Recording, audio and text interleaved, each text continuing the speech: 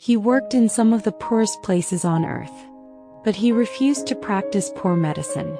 When others asked what was realistic, he asked a different question. Not, what can we afford here?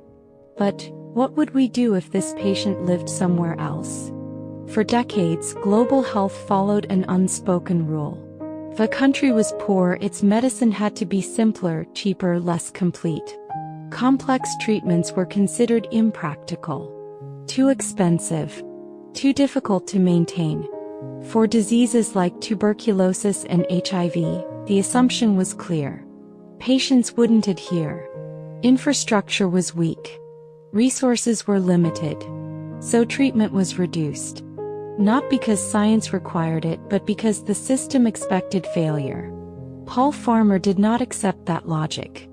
Not because he was idealistic, but because he looked closely at the evidence. He was both a physician and an anthropologist. He treated patients and he studied the systems surrounding them. In Haiti, he met patients labeled as non-compliant. People who, on paper, had failed treatment. But when he looked closer, he saw something different. They missed medication because they had no food. They stopped coming because transportation cost too much. They couldn't store medicine safely. The problem was not the patients. The problem was everything around them. So he made a decision many called unrealistic. He applied the same medical standards used in the United States to patients living in extreme poverty. The same drugs. The same duration.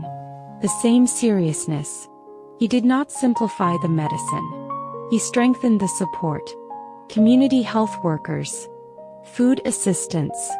Help with transportation. Not charity. Infrastructure. The reaction was immediate. This is too expensive.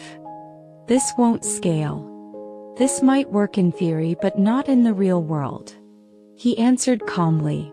If a treatment works scientifically but fails socially, then the failure is not medical. It is political. He argued that withholding effective treatment because people are poor is not a neutral decision. It is a moral one. Then the results came. In Haiti, tuberculosis cure rates matched and in some cases exceeded those of wealthy countries.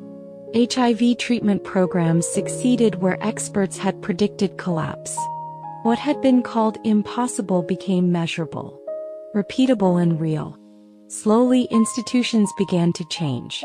The World Health Organization, the World Bank, national health systems.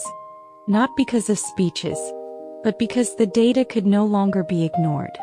Paul Farmer never called this a miracle. He called it equity. Even as recognition grew, he avoided personal praise. In interviews, he redirected attention to teams, to systems, to patients. He understood something important. If the story became about him, the system would stay the same. So he kept repeating the same idea again and again. That the belief some lives deserve less care is not medical reality. It is habit. And habits can be changed. Paul Farmer never promised to save the world. He made a quieter commitment. That illness should be treated the same way no matter where it appears.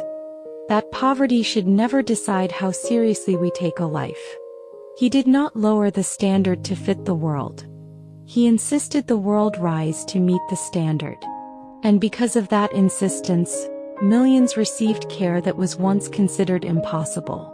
Not because they were exceptional, but because they were human.